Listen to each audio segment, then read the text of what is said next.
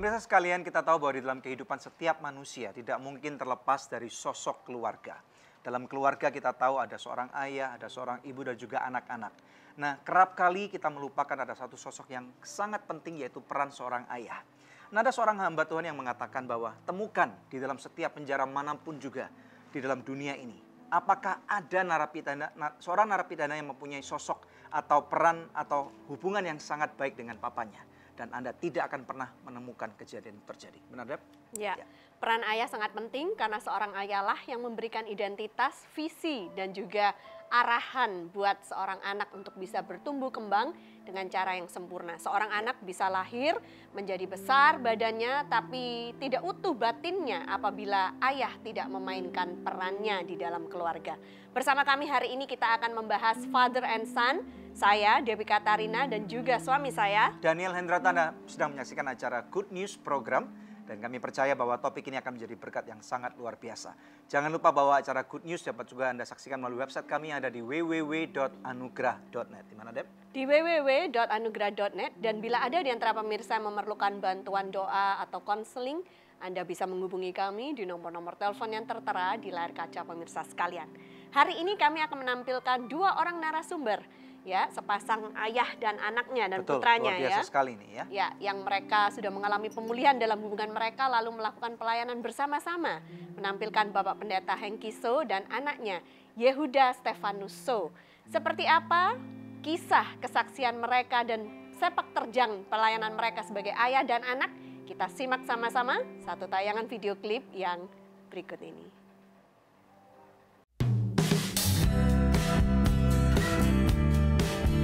Lahir sebagai seorang pria merupakan takdir, namun menjadi seorang suami dan ayah merupakan sebuah keputusan dan tanggung jawab besar. Seorang ayah bukan hanya bertugas mencari nafkah, namun juga sebagai pemberi identitas yang benar dan gambaran Yesus bagi keluarganya. Menyadari pentingnya peran ayah dalam keluarga, Good News Program kali ini akan mengangkat topik mengenai Father and Son dengan narasumber Pendeta Hengki So MTH, seorang gembala dari sebuah gereja yang telah berdiri dari tahun 1996. Seorang suami dari Pendeta Silvani Tanonggi SPAK dan juga merupakan ayah dari dua orang putra yaitu Kenneth Hagai So dan juga yang hadir bersama-sama dengan kita di studio hari ini yaitu Yehuda Stefanus So. Mereka akan berbagi mengenai hubungan ayah dan anak yang menghasilkan sinergi sehingga dapat melayani pekerjaan Tuhan lebih efektif lagi. Nantikan penuturan selengkapnya hanya di Good News Program. Kalau suami seperti Kristus, pasti istri dan anak-anaknya akan menjadi orang yang paling berbahagia dalam dunia ini. Amin.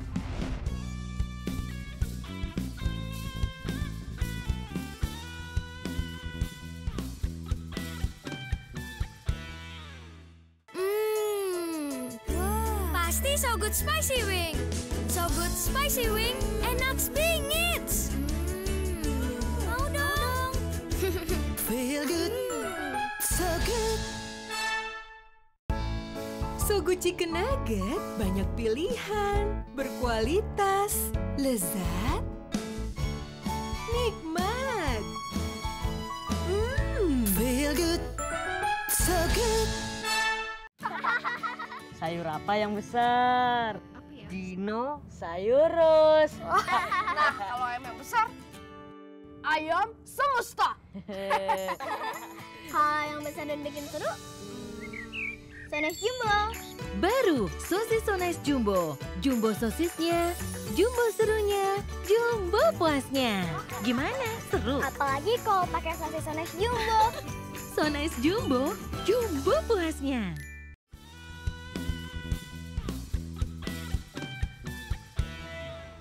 Anda sedang menyaksikan Good News Program dan dalam acara ini yaitu dengan topik Father and Son telah hadir dua orang narasumber yang luar biasa bahwa yaitu Bapak Pendeta Hengki So bersama dengan putranya Yehuda. Oke, silakan. Shalom. Shalom. Senang sekali nih ada Pak Hengki sama Yehuda ya. Ya, Wah, puji Tuhan di luar tengah-tengah biasa. waktu dan kesibukan yang luar biasa Pak Hengki. Iya. Dan hari ini Bapak meluangkan waktu. Terima kasih sekali. Kami akan diberkati dengan acara dan topik ini, ya. Iya. Ya. Oke. Kita mau berkenalan dulu nih sama Pak Hengki, Pak. Di pemirsa di rumah mungkin banyak yang belum mengenal Pak Hengki ini latar belakangnya seperti apa. Silakan Pak. Ya. Jadi saya ini sekarang adalah gembala di sebuah gereja di Jakarta Barat, Ya. GB Ecclesia. Kami mulai menanam gereja ini tahun 96 dan hari ini GB Ecclesia sudah ada di beberapa lokasi di Jakarta Barat. Ya, berkembang luar biasa Pak ya. Ya, selain di Taman Semanan Indah, kami juga ada di Green Lake City, kami Ya. juga ada di Alam Sutra, Wow. kami ada di Taman Palem, kami ada di Tangerang, juga ada di beberapa kota sekarang ini. Wow, Ya. oke. Jadi total Pak dari jumlah jemaat yang Bapak gembalakan dan tim berapa orang sekarang?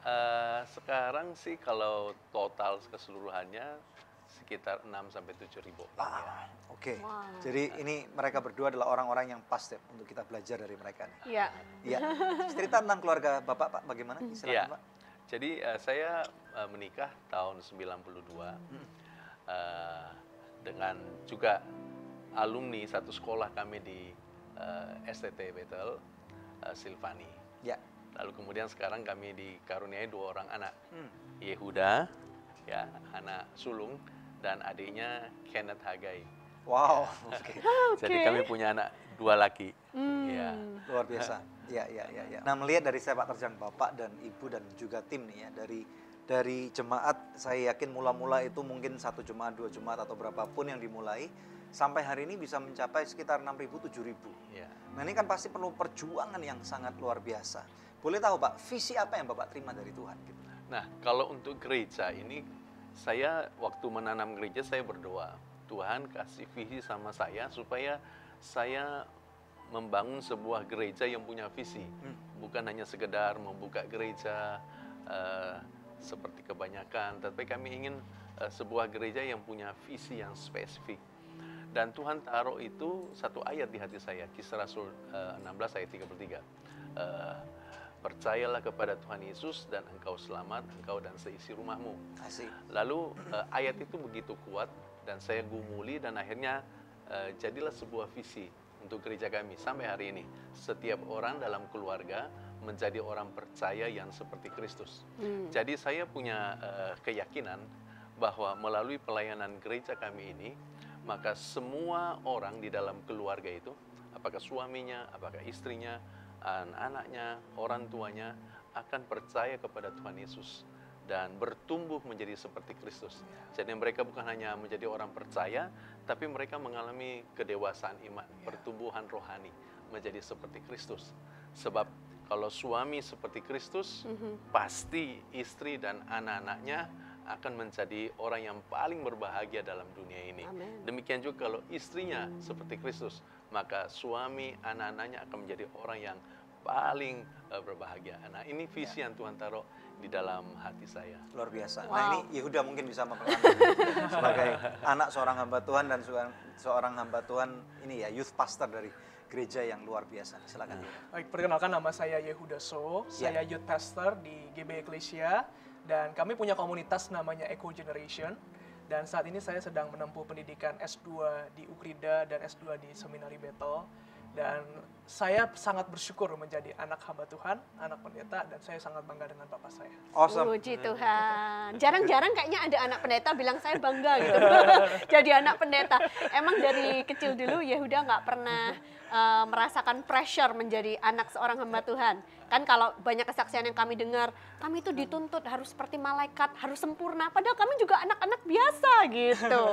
Gimana? Kamu ada nggak pengalaman seperti itu? Well, punya banyak pengalaman yang seperti itu karena di satu perumahan kan saya anak pendeta pada saat itu cuma papa yang gembala di sana dan oke. semua kayaknya tahu kalau saya anak pendeta. Jadi kalau buat salah dikit rasanya diomongin terus gitu ya. Sempat rasanya kok kecewa ya jadi anak pendeta dan rasanya nggak enak banget. Tapi di situ saya belajar bagaimana Tuhan memproses hidup saya dan bagaimana saya menemukan jati diri saya kalau saya ini anak pendeta dan saya punya tujuan menjadi anak pendeta. Umur berapa kamu menemukannya? Saya ketika umur 16 tahun. 16 tahun. Wow. Good. Kita akan belajar dari mereka nih. Orang-orang yang luar biasa, akan menarik sekali.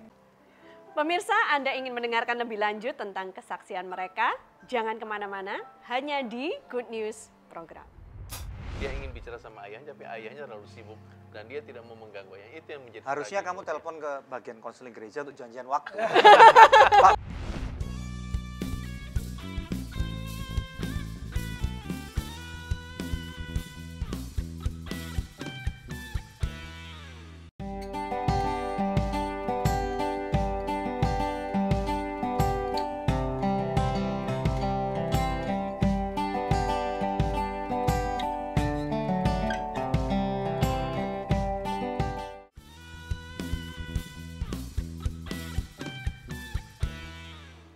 Anda masih menyaksikan Good News Program. Tema kita hari ini Father and Son. Langsung kembali kepada narasumber kita. Ya. Kebanyakan orang berpikir bahwa kalau bapaknya udah pendeta, ya kan, ini pasti anak-anaknya manis-manis saja. Kita bagaikan hidup surga di atas bumi, gitu kan, Pak?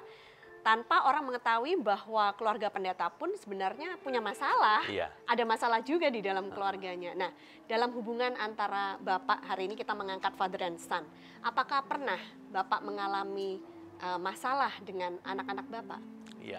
Jadi sebenarnya saya ini pendeta dan juga bukan ayah yang jahat sebenarnya. Oh ya. Kelihatan kok, Pak. Kelihatan. Jadi sebenarnya menurut saya ayah yang baik ya, untuk Yehuda dan untuk Kenneth.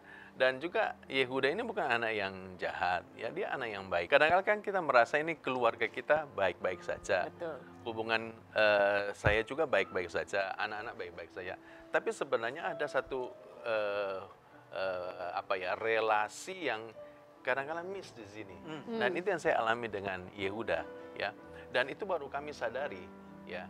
Nah, saya karena mungkin kesibukan saya sebagai pendeta, melayani jemaat, melayani khotbah, ya, kemana-mana di luar kota, sehingga ya waktu yang saya berikan kalau saya ada di rumah, memang saya ada di rumah.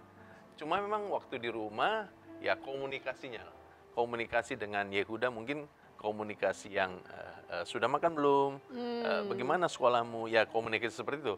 Jadi tapi tidak mendalam. tidak mendalam dari ya. hati ke hati gitu tidak, enggak? Betul, tidak dari hati ke hati, tidak men-touch hatinya ya, dan tidak men-touch masalahnya. Jadi saya nggak tahu kalau sebenarnya dia ini punya pergumulan yang sangat dalam ya, dan pergumulan yang berat yang membuat dia stres. Saya nggak menyadari itu. Umur karena berapa saya, Yehuda waktu itu, Pak? Berapa ya, Yud? 21 mulai. Iya. Oh, iya. berarti baru saja nih? Iya, baru Tahun saja. lalu? Enggak. Kamu berapa Berapa sekarang? tahun? Saya 24. Oh, Iya. 24. Sampai kapan Bapak mengetahuinya? Nah, ketika dia datang dan terbuka sama saya, Oke. ya. Jadi bagusnya adalah dia mau terbuka. Dia mau terbuka dan saya kaget dan saya bilang, wah ini dia. Ini yang miss di sini. Saya pikir baik-baik saja, ternyata ada masalah. Jadi dia punya pergumulan yang pergumulan dalam kuliah, pergumulan sebagai anak pendeta, yang selama ini saya tidak terlalu menyadari hal itu. Nah, boleh cerita nggak, Yehuda, apa yang Bapak sampaikan? Silakan. Baik, sebenarnya saya ini punya masalah, tapi kan saya tahu kesibukan orang tua. Saya juga belajar untuk menjadi dewasa. Ya. Namun nggak bisa dipungkiri bahwa seorang anak itu butuh orang tua, apalagi butuh ayah gitu kan. Dan saya anak pria gitu, membutuhkan teladan, membutuhkan figur, dan membutuhkan diskusi, menjawab pertanyaan-pertanyaan kehidupan ini. Nah, di tengah-tengah saya menjalani kehidupan yang saya rasa seperti mengembara karena saya tahu apa yang harus saya perbuat, tetapi menjalani kehidupan ini nggak ada yang tuntun. Jadi merasa tuh kayak kehilangan sebuah figur. Dan akhirnya satu titik di mana saya sudah nggak sanggup lagi, saya ngomong kepada papa saya gitu ya. Di tengah-tengah kesusahan saya untuk berbicara, saya bicara kepada papa saya, Pak, saya butuh papa. Saya butuh bicara, saya butuh pemikiran papa, saya butuh ini. Karena saya tahu saya terbatas. Loh, kalau mungkin saya bisa tanya mundur dikit ya. Kebanyakan orang-orang berkata bahwa remaja itu biasanya mereka mencari identitas. Nah, ini terjadi malah pada waktu kamu berumur 21 ya. Iya. Nah, pada masa-masa remaja kamu bagaimana? Jadi pada waktu remaja kan saya sebagai ketua remaja. Udah sebagai ketua remaja? Iya, saya ketua remaja okay. pada waktu remaja. Jadi saya lebih banyak di pelayanan juga. Dan sebenarnya saya mengerti posisi saya sebagai anak hamba Tuhan dan papa saya sebagai hamba Tuhan, bagaimana kesibukannya dan sebagainya. Kamu enjoy posisi itu pada waktu itu atau bagaimana? Well, pada waktu remaja saya enjoy karena saya lebih banyak menghabiskan kehidupan saya di gereja. Tetapi ketika saya keluar dari gereja, ya banyak hal yang terjadi. Waktu gitu kuliah itu ya? Misalnya apa? Bisa ceritakan secara lebih spesifik? Baik, jadi ketika saya remaja itu kan teman-teman semua bicara sama saya mengenai hal-hal yang bukan rohani gitu ya. Sedangkan kalau di gereja hal yang rohani, jadi memang terbagi dua dimensi lah. Saya bilang di gereja dan di luar. Nah makanya ketika saya remaja itu saya lebih banyak menghabiskan di dalam gereja karena sebagai saya ketua remaja. Namun nggak dipungkiri banyak hal masalah-masalah di SMP, SMA yang saya alami di luar gereja. Tapi karena komunitas saya kuat sehingga saya menghabiskan banyak di dalam gereja. I see. Namun permasalahan itu muncul ketika saya harus kuliah karena di mana kuliah saya mulai mengenal dunia luar dan di situ tekanan demi tekanan muncul karena saya baru mengerti ternyata begini loh dunia. Nah akhirnya saya menjalani kehidupan saya fatherless. Really? Wow. Ya. Oke. Iya. Nah, pada waktu Bapak mendengarkan tentang ini, hati Bapak gimana, Pak? Jadi terus terang memang kan saya ini juga sebelumnya suka khotbah tentang keluarga, mengajak jemaat, bagaimana menjadi ayah yang baik, harus hadir dalam kehidupan anak. Tapi ternyata ya saya hanya khotbahkan tapi tidak mempraktekkan. Jadi ya Yehuda ini mengalami struggling sendiri ya. Jadi dia punya masalah, punya pergumulan dan saya tidak ada di situ. Saking sibuknya saya. Untung dia ini mencari pelarian di hal yang positif. Ya, beberapa anak pendeta kan pelariannya ke hal yang negatif. Ya.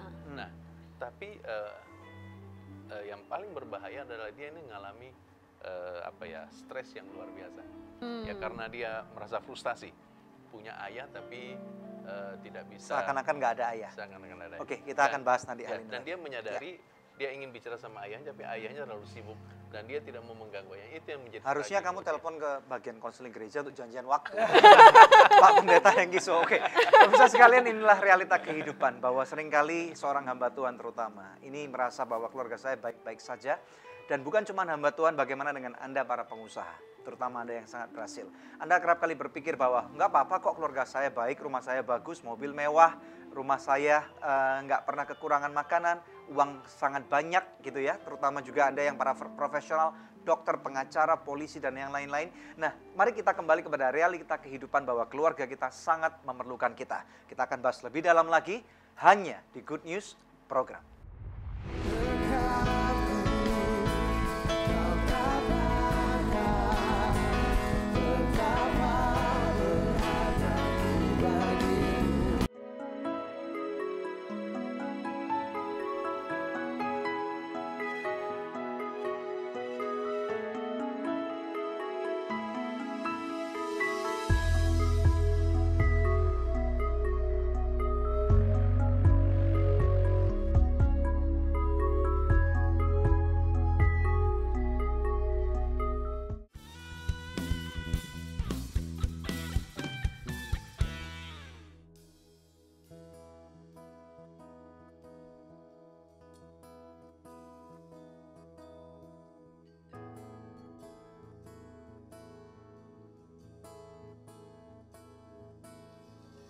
Bapa, ini aku Bapa, menghampirimu dalam segala kelemahanku.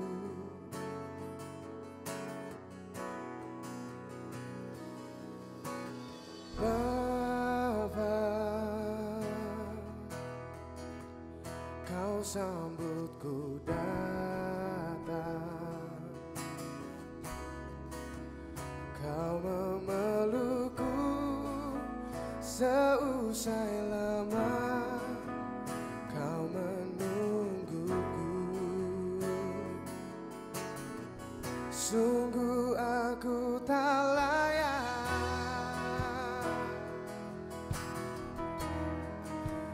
Aku tak layak Bapa,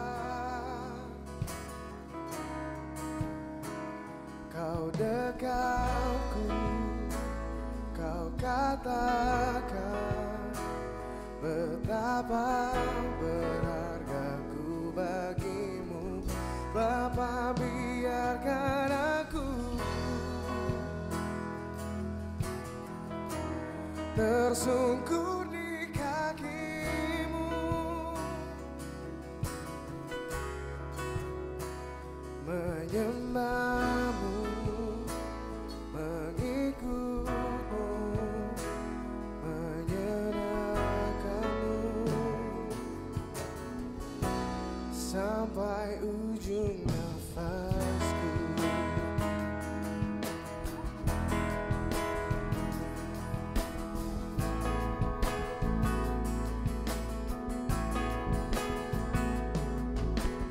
Bapa, Kau sambutku datang, Kau memelukku seusai lama, Kau menungguku.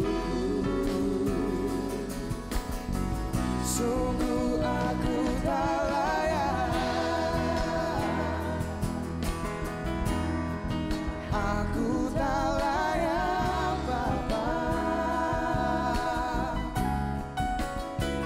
Kau dekatku, Kau katakan betapa berhargaku bagimu. Bapa, biarkan aku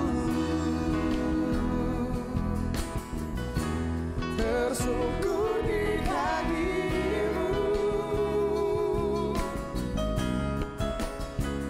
menyembahmu, mengikutmu, menyenangkanmu sampai ujung nafasku. Tak dapat selami kasih-Mu tak ku beri. Bapa, ku mau berada dekatmu, selalu dekatmu, selalu dekatmu. Tak dapat selami kasih-Mu tak dapat aku beri. Bapa, ku mau berada dekatmu, selalu dekatmu, selalu dekatmu. Sungguh aku tak layak, aku tak layak Bapa, Kau dekatku, Kau katakan betapa berhargaku bagimu. Bapa, biarkan aku tersungkur di kakimu, menyembahmu, mengikutmu, menyenangkanmu. Sungguh aku tak layak,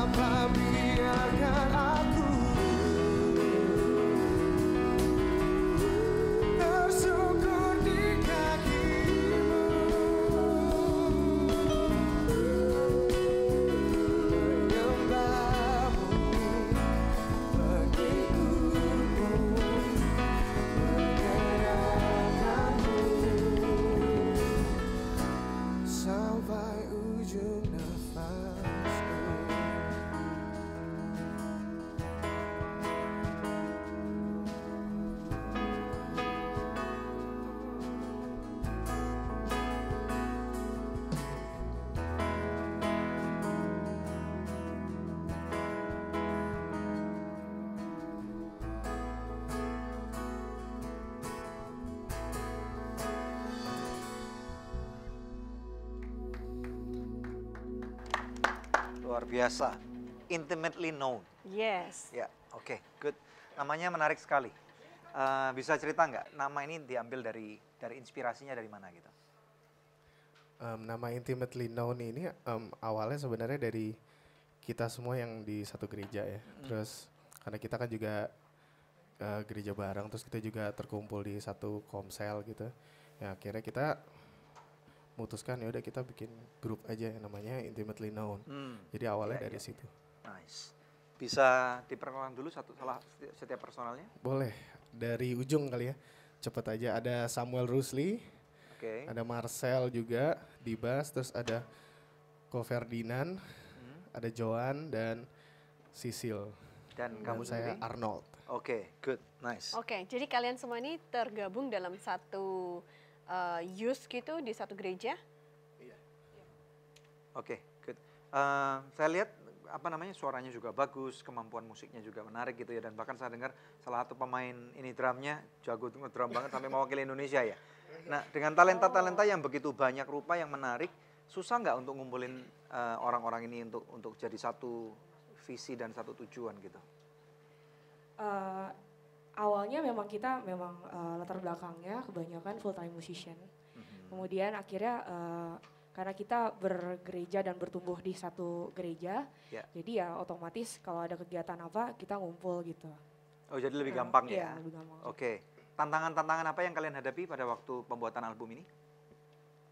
Tantangannya waktu itu agak-agak diburu-buru ya prosesnya ya. Tapi lucunya jadi kita ngerjain album ini benar-benar misah gitu di studio yang berbeda-beda dengan tanggung jawab produser masing-masing gitu. Oke, dan tujuan daripada album ini dibuat? Kita harapannya tujuannya adalah untuk bisa menarik jiwa-jiwa yang hilang ya sebenarnya. Album ini mungkin cuma sebagian kecil dari apa yang bisa kita buat gitu. Ini album ini semua karya-karya yang ada di album ini adalah ungkapan hati kita, kesaksian hidup kita masing-masing. Kita punya kerinduan supaya semua yang mendengar nggak cuma bisa sampai di telinga, oh enak didengar, tapi benar-benar ngerasain gitu ada pesan Bapa gitu, kasih Bapa gitu. Yang ngarang lagu siapa? Untuk lagu Bapak ini Sisil sendiri. Wow. Jadi yang ngarang diantara kalian sendiri juga? Iya, anggota kita. Oke, luar biasa. Ya. Terima kasih ya udah mampir di Good News Program. Terima kasih juga buat kesempatannya. Ya, puji Tuhan. Terus berbuah ya untuk Intimately Known. Awesome. Oke. Pemirsa, ini saatnya kuis yang selalu dinantikan oleh pemirsa sekalian ya. Hari ini Intimately Known membawa album mereka yang berjudul Intimately Known ya. Nah, untuk Anda yang ingin mengikuti kuis ini, simak baik-baik pertanyaannya. Ya, apa nama album yang dibawa oleh Intimately Known hari ini? Anda bisa mengikuti kuis dengan mengirimkan jawabannya lewat SMS ke nomor HP yang tertera di layar kaca pemirsa atau melalui email ke goodnews@anugerah.net dengan format seperti ini. Kuis, nama, alamat lengkap, dan jawabannya. Bila Anda mengirimkannya lewat email, sertakan juga nomor HP Anda, maka kepada 10 orang pemenang terpilih, kami akan mengirimkan masing-masing sebuah CD Intimately Known, persembahan dari Intimately Known. Pemirsa tetap bersama kami akan kembali lagi dalam Good News Program. Jadi ada titik di mana kritis saya itu saya mencoba untuk bunuh diri.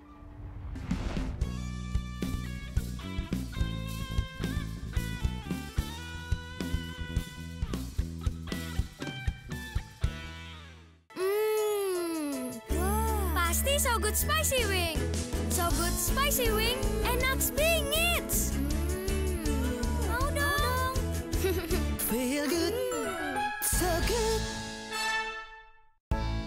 So Good Chicken Nugget banyak pilihan, berkualitas, lezat, nikmat. Feel good, so good. Sayur apa yang besar? Dino sayurus. Nah, kalau ayam yang besar, ayam semesta. Kalau yang besar dan bikin seru, Sones Jumbo. Baru sosis So Nice Jumbo. Jumbo sosisnya, jumbo serunya, jumbo puasnya. Gimana? Seru? Apalagi kalau pakai sosis Sones Jumbo. So Nice Jumbo, jumbo puasnya.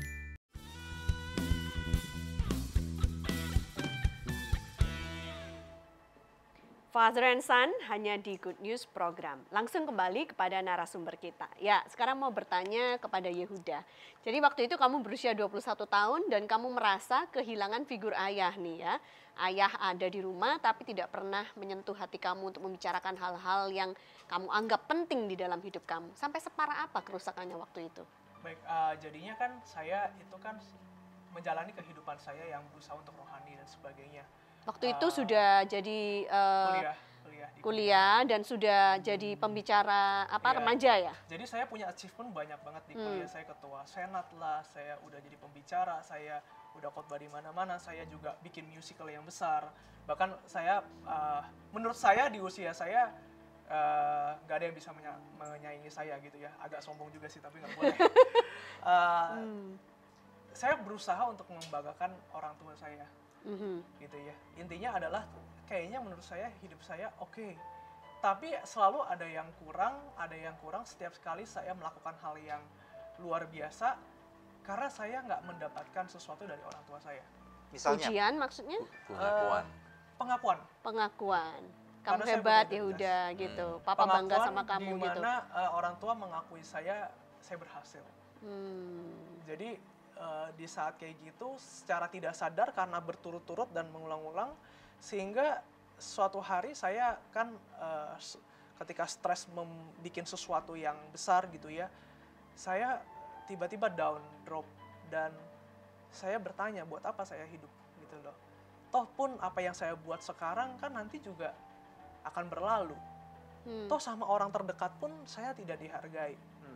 Toh pun buat apa ini semua gitu loh. Hingga sampai satu titik di mana saya stres berat itu saya memutuskan untuk udahlah kalau kayak gini mendingan cepet aja balik ke yang atas gitu ya. Tapi kamu nggak nyoba bunuh diri kan?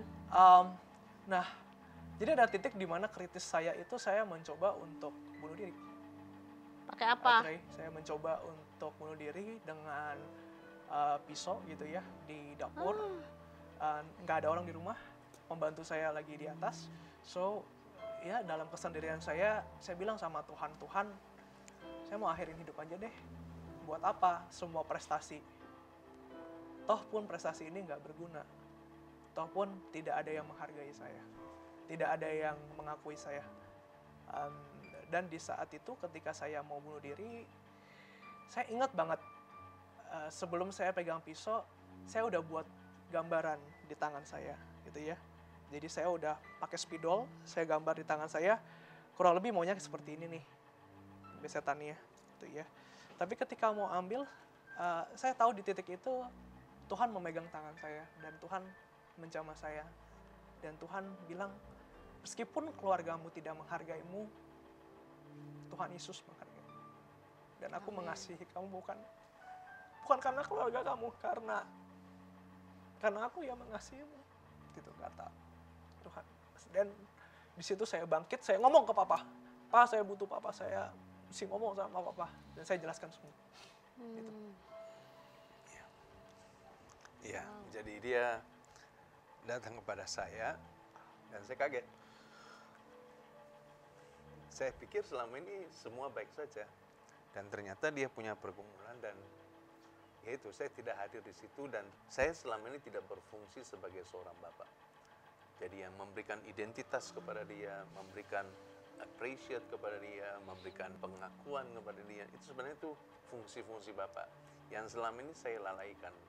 Saya yakin ini nggak sengaja pasti Pak. Istilahnya kan nggak mungkin dong punya anak sebagai hamba Tuhan, biar anak saya nggak karu-karuan atau apa, nggak mungkin. Nah tapi ini kita belajar dari pengalaman Pak Engki nih. Saya juga seorang hamba Tuhan, saya juga punya anak yang lagi bertumbuh kembang.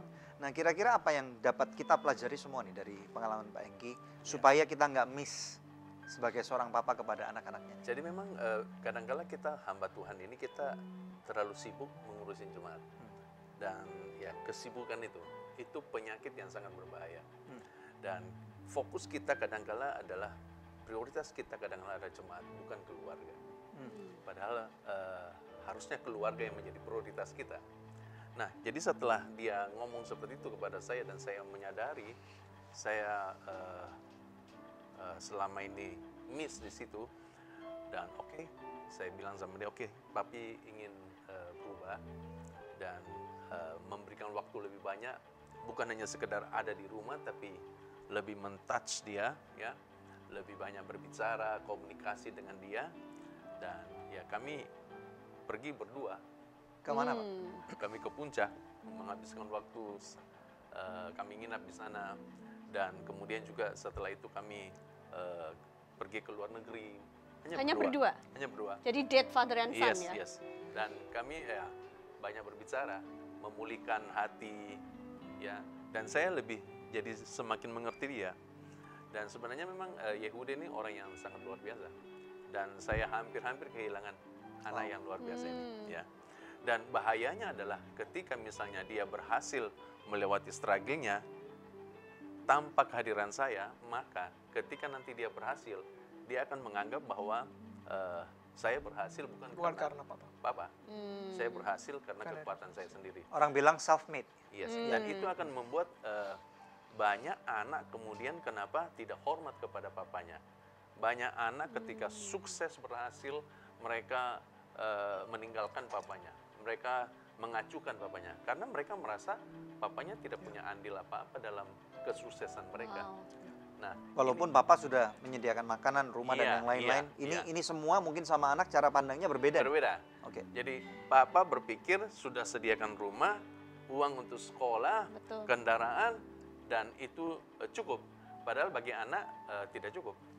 Bagi anak ada sesuatu yang lebih penting daripada sekedar uang, dari sekedar rumah, ya. Ada sesuatu yang lebih penting. Nah itu yang hari-hari ini ada banyak bapak-bapak yang tidak memberikan kepada anaknya. Nah, saya kira memang perlu kita bapak-bapak ini menyadari betapa pentingnya bahwa bagi anak uang bukan segala-galanya. Bagi anak harta bukan segala-galanya. Warisan bukan segala-galanya. Itu saya kira yang penting. Nah ini mungkin nanti kita akan bertanya kepada Yehuda bagaimana mempertahankan supaya orang muda yang sudah berprestasi ini tidak sampai masuk dalam kejenuhan gitu ya. Sehingga akhirnya ada titik nadir yang terjadi pada kehidupan kamu. Kita akan bertanya tentang itu nanti ya. Oke. Pemirsa sekalian, kita tahu nih bahwa dalam hidup itu memiliki arti. Tetapi pada waktu arti dalam kehidupan ini tidak ada yang menuntun, maka akan sangat sukar sekali bagi orang-orang yang muda untuk menemukan hal terbaik dan menghasilkan hal-hal yang terbaik dalam kehidupannya. Jangan kemana-mana, di layar televisi Anda ada nomor-nomor telepon di mana Anda dapat menghubungi kami sekarang juga, ya, dan juga Anda bisa hubungi kami melalui email ataupun WhatsApp, bahkan melalui BBM. Terima kasih. Jangan kemana-mana, hanya di Good News Program. Bagaimana teman-teman yang lain yang hidupnya tidak boleh salah terus, padahal kita mesti belajar dari kesalahan kita.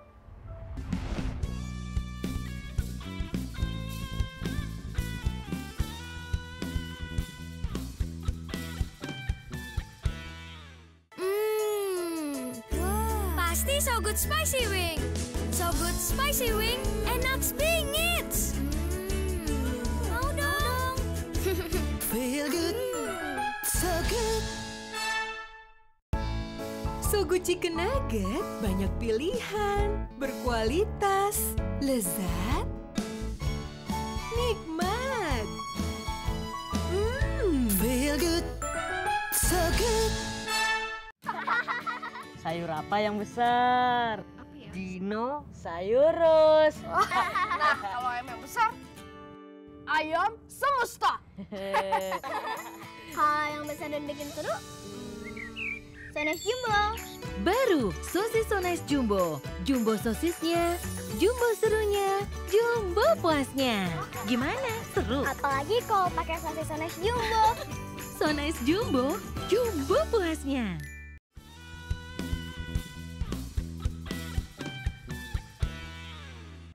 Ya pemirsa sekalian, dalam kehidupan orang-orang muda terutama ya, kejenuhan dan kemudian kehilangan arah ini dapat dengan mudah terjadi. Kembali di tengah-tengah kita ada dua orang narasumber yang luar biasa, yaitu Pak Pendeta Hengki So bersama dengan putranya Yehuda So. Ya, Yehuda, tadi kamu mengatakan di break ada satu istilahnya nggak match nih ya, jenuh atau apa dan yang lain-lain. Bisa ceritakan tentang pengalaman kamu nih, terutama kita tahu sebagai hamba Tuhan, keluarga hamba Tuhan biasanya selalu ada mesbah keluarga gitu ya. Gimana Yehuda? Saya selalu kesel sama mesbah keluarga. Why? Karena ketika doa sih doa, nyanyi, baca firman, hati sih damai. Tapi setelah itu, and then what? Terus apa? Maksudnya doa setiap hari, kok saya nggak merasa masalah saya selesai gitu loh. Dan saya baru menyadari bahwa kebutuhan saya bukan hal itu, karena menurut saya doa bersama tidak menyelesaikan masalah saya. Tapi menurut kamu sebagai seorang anak muda pada waktu itu dan sekarang kamu sudah menyadari hal ini, mesbah keluarga itu penting nggak tapi? Mesbah keluarga penting sekali. Penting sekali. Penting sekali.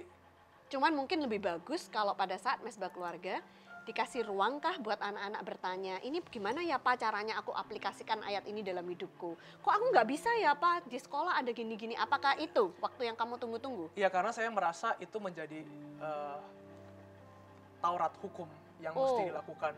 Dan bukan menjadi habit kehidupan saya di mana saya bisa enjoy the presence of God gitu ya, bisa enjoy kehadiran bersama keluarga. Jadi saya merasa itu cuma formalitas. Jadi memang saya pikir ini sebuah koreksi juga buat keluarga-keluarga yang bikin mesbah keluarga. Iya, gimana Pak? Jadi jangan hanya sekedar nyanyi, baca ayat, kasih wejangan dari orang tua, and then kemudian mendoakan, and then selesai. Saya kira mungkin harus lebih lagi daripada itu, yaitu memberikan waktu kepada anak-anak untuk bisa mengungkapkan perasaannya, untuk bisa membicarakan masalahnya.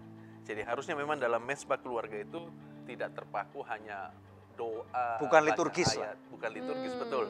Tapi harus lebih banyak di mana ada anak bisa curhat, bisa ngomong. Bonding time. Tapi ada juga orang-orang yang bertanya Pak, bahwa saya udah nggak bisa ngomong dengan anak saya nih. Mereka terlalu sibuk dengan mobile mereka, handphone mereka, ataupun komputer, ataupun game mereka. Mereka nggak mau keluar dari kamar. Nah ini mungkin nanti Bapak bisa jawab, tapi saya mau tanya Yehuda dulu. Kira-kira bagaimanakah cara orang tua supaya bisa membangun jembatan kepada anak-anaknya yang udah istilahnya kalau dikasih kesempatan ngomong pun nggak mau ngomong gitu, gimana? Baik, rata-rata sih kita menganggap orang tua kita jadul gitu ya. Dan nggak mengerti dunia kita punya dunia sendiri, dunia gadget kita lebih tahu dan sebagainya. Ya. Tapi saya berpikir kalau orang tua bisa menjadi sahabat kita selayaknya teman-teman kita di sekolah. Karena menurut saya teman di sekolah lebih asik daripada papa sendiri. Selalu akan seperti itu? Selalu akan seperti itu. Tapi bagaimana orang tua itu masuk dalam kehidupan kita, mengerti kita, tahu apa yang kita pikirkan, maka kita akan terbuka. Ada tendensi orang tua dengan lebih cepat untuk istilahnya 2-3 langkah ke depan untuk membaca pikiran anak. Apakah ini menjadi satu barrier atau penghalang untuk anak bisa terbuka dengan baik kepada orang tuanya?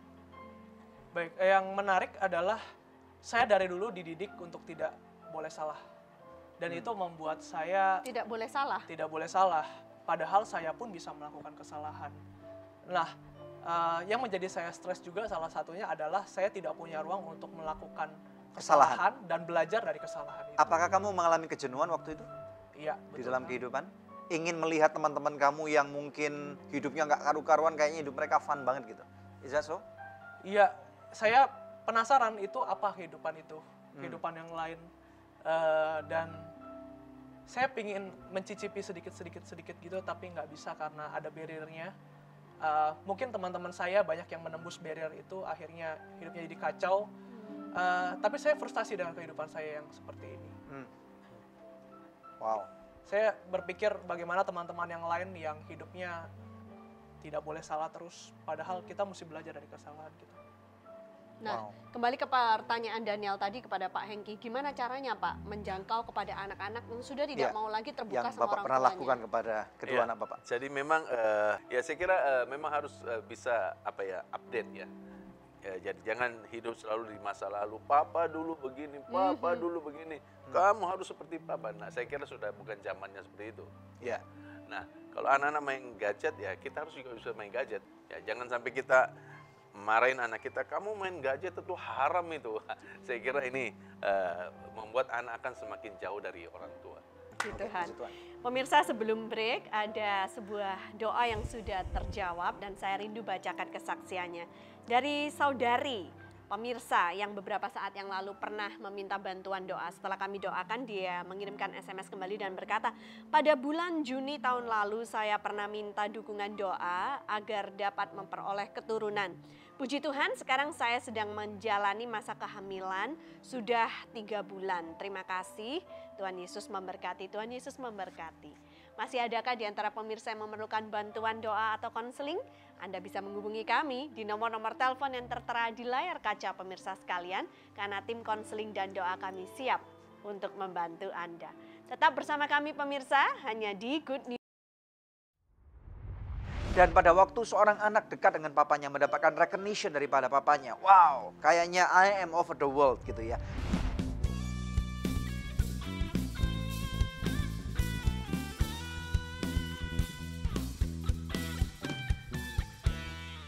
Pemirsa, sejak tahun 2005 kita telah bersama-sama di dalam Good News Program. Terima kasih untuk kesetiaan dari pemirsa setia Good News Program, khususnya buat partner dari Anugerah Ministries. Bila ada di antara pemirsa yang belum menjadi partner Anugerah Ministries, izinkan saya mengetuk hati Anda. Mari sama-sama kita dukung Anugerah Ministries supaya bisa lebih banyak lagi pekerjaan Tuhan yang kita lakukan bersama-sama. Anda bisa menghubungi kami di nomor telepon yang tertera di layar kaca pemirsa atau memberikan taburan di nomor rekening yang tertera. Pemirsa, kami percaya taburan Anda berada di ladang yang subur dan akan membuahkan banyak hasil bagi pekerjaan Tuhan. Tuhan Yesus memberkati.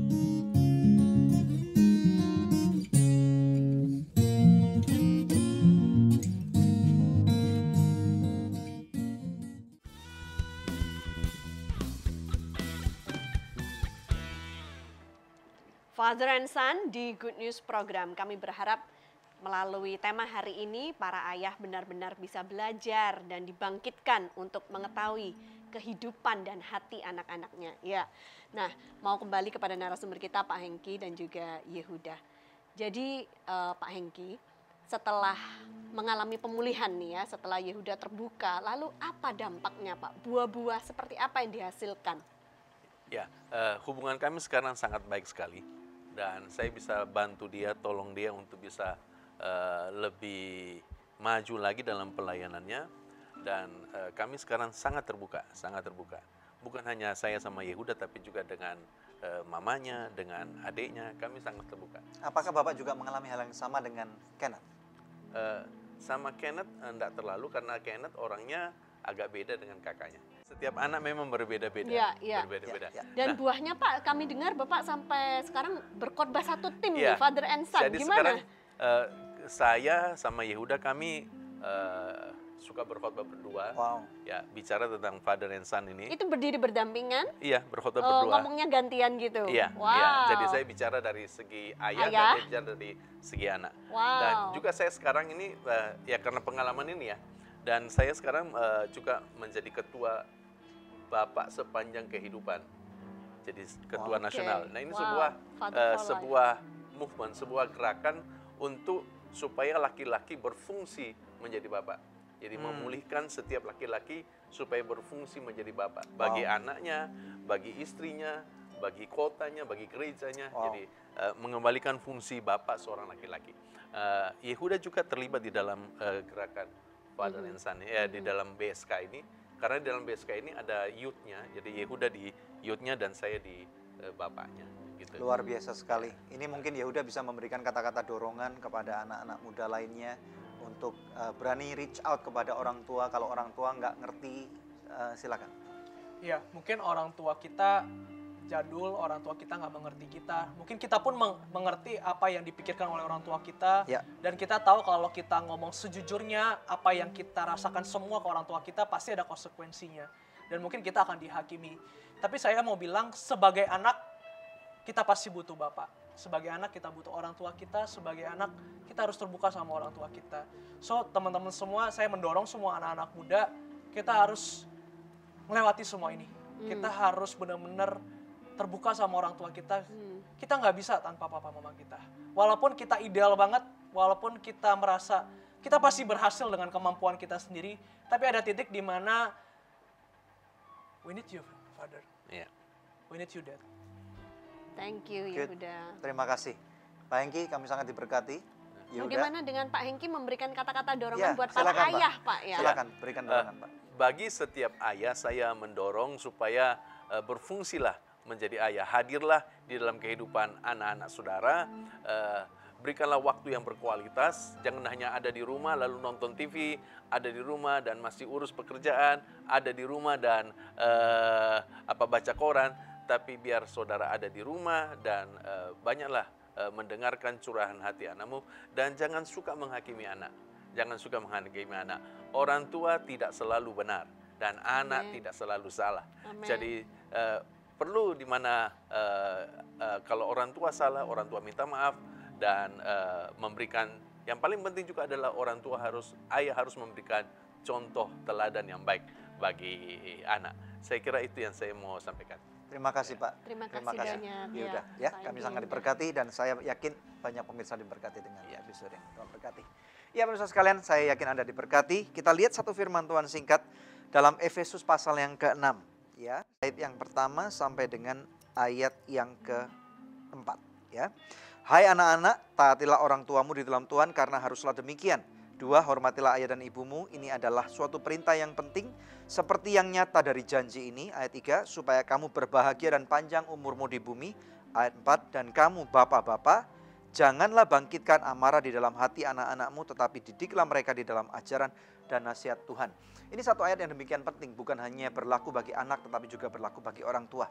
Saya pernah memakai ayat ini untuk tanpa saya sadar menghakimi anak saya. Ya, saya suruh dia baca di tengah-tengah pengertian dia sebagai seorang anak kecil dengan tujuan supaya kita sebagai orang tua dihormati, dihargai, ditakuti. Nah, tetapi tanpa kita sadar bahwa ada satu ayat sebagai orang tua nih, terutama saya sebagai seorang papa, ya, sebagai seorang bapak yang mengatakan, janganlah bangkitkan amarah di dalam hati anak-anakmu, tetapi didiklah mereka di dalam ajaran dan nasihat Tuhan. Pemirsa sekalian, kita tahu bahwa dalam kehidupan kita nggak semua kehidupan ini mudah. Ada begitu banyak tantangan. Mungkin kita berpikir sebagai orang tua, anak-anak nggak ngerti tantangan kehidupan kita sebagai orang tua. Ada begitu banyak tuntutan untuk menyediakan makanan di rumah, bayar uang sekolah, mungkin bayar kontrakan rumah, bayar cicilan rumah, bayar mobil, ya. Kemudian apalagi sekarang biaya hidup, kalau kita belanja kemana-mana, baik ke pasar tradisional ataupun ke pasar modern, ini mahal sekali. Nah, begitu banyak pressure yang terjadi. Masalah di kantor, masalah di jalan, masalah di masyarakat. Nah, lu nggak ngerti masalah papa gitu ya. Tetapi at the same time kita tahu bahwa rupanya anak-anak kita juga punya masalah. Yang kemudian seringkali anak-anak kita berkata, "Pah, lu di mana? Mah, lu di mana?" gitu ya. Memang hari ini seakan-akan terkesan bahwa kita lebih menyudutkan seorang sosok yang bernama papa. Tetapi tentunya dalam kehidupan sehari-hari kita nggak bisa melepaskan daripada dua sosok ini. Ada papa, ada mama. Anda dan saya diciptakan oleh Tuhan, nggak bisa tiba-tiba berdiri sendirian kayak film yang namanya Terminator, tiba-tiba beng muncul, kita turun dari surga ke bumi. Tapi kita melalui proses kehidupan di mana Tuhan mengizinkan terjadinya pembuahan, diperlukan dua orang. Bukan cuma laki-laki saja, bukan cuma perempuan saja, tetapi ada papa, ada mama. Nah, bertumbuh kembang tentunya kita tahu bahwa kita juga perlu kedua sosok ini. Kita tahu bahwa pada waktu seorang anak yang tidak mempunyai keseimbangan antara sosok papa dan mama, orang itu akan menjadi seseorang yang cukup aneh gitu ya. Tetapi lebih aneh lagi pada waktu seseorang tidak mempunyai figur papa dalam kehidupannya. Di awal daripada episode ini saya mengatakan bahwa temukan di dalam penjara manapun juga, cari seorang napi yang mempunyai hubungan baik dengan papa kandungnya atau sosok papanya. Kalau Anda bisa menemukan, maka Anda akan menemukan suatu keberhasilan. Dan ternyata hamba Tuhan yang mengatakan ini, kemanapun dia pergi, ke kota manapun, ke negara manapun, dia tidak bisa menemukan adanya satu narapidana yang mempunyai hubungan yang baik dengan papanya. Karena seseorang yang mempunyai hubungan baik dengan papanya, maka orang itu akan secure. Kita tahu bahwa ada banyak pengajaran dan di Good News Program pun saya sudah banyak memberikan pengajaran bahwa papa mempunyai peran yang sangat penting dalam kehidupannya. Papa memberikan visi, papa memberikan identitas, papa memberikan security, papa memberikan hal-hal yang lain. Dan pada waktu seorang anak dekat dengan papanya mendapatkan recognition daripada papanya. Wow, kayaknya I am over the world gitu ya. Saya ada di puncak daripada dunia ini. Pada waktu saya mengangkat anak saya, baik yang laki-laki pada waktu dia masih kecil, anak saya perempuan pada waktu dia masih kecil, wow rasanya hatinya luar biasa sekali. I am on top of the world gitu ya. Pada waktu anak saya masih kecil, saya suka gendong mereka di pundak saya gitu ya. Rasanya wow bangga banget. Pada waktu saya masih kecil beberapa kali papa saya juga gendong saya di sana. Wow, saya masih kecil, papa saya punya sepeda motor Vespa itu ya, dan saya duduk di depannya. Kayaknya wow, I'm on top of the world gitu ya. Bagaimana kemudian pada waktu misalnya papa mulai kemudian meninggalkan anak-anaknya, meninggalkan keluarganya. Kehidupan yang rusak gitu ya. Jiwa yang dirobek-robek gitu ya, yang tidak mungkin bisa disatukan kembali. Nah, saya mengundang Anda, terutama Anda saat ini yang menyaksikan acara Good News. Mungkin hari ini adalah seorang ayah. Dan mungkin Anda menyadari melalui apa yang dibagikan oleh narasumber kami pada hari ini. Bahwa Anda sudah jauh meninggalkan keluarga Anda. Terutama meninggalkan anak-anak. Mungkin hari ini Anda di rumah. Tetapi hatimu nggak kepada anak-anakmu. Hatimu nggak kepada keluargamu. Nggak kepada istrimu. Peran Anda sangat besar sekali. Mungkin Anda mengatakan, Pak Daniel, saya sudah menyediakan segala sesuatu. Tetapi tahukah Anda, tidak segala sesuatu itu bisa dipakai atau dibayar dengan uang. Survei membuktikan bahwa di kota besar seperti Jakarta dan kota-kota metropolitan lainnya, Singapura, Hong Kong, Surabaya, Sydney, dan Los Angeles mungkin ya. Seorang pasang orang tua nih, hanya mempunyai waktu 4 menit 1 hari kepada anak-anaknya. Dan mendengarkan survei ini, saya bersama dengan istri saya, kami mengambil keputusan untuk berubah. Setiap hari kami mau belajar untuk berusaha untuk mengetahui lebih dalam, meyakinkan bahwa kuota 4 menit ini harus terlewati. Karena kadang-kadang di dalam kesibukan kita, 4 menit aja kita nggak punya waktu buat anak kita. 4 menit aja kita nggak punya waktu buat istri kita. 4 menit aja kita nggak punya waktu buat suami kita. 4 menit aja kita nggak punya waktu buat keluarga yang kita cinta. Dan mereka memerlukan itu. Maukah Anda berubah? Tidak ada satu orang pun di dunia ini dapat merubah Anda. Kecuali Tuhan dan kecuali diri Anda.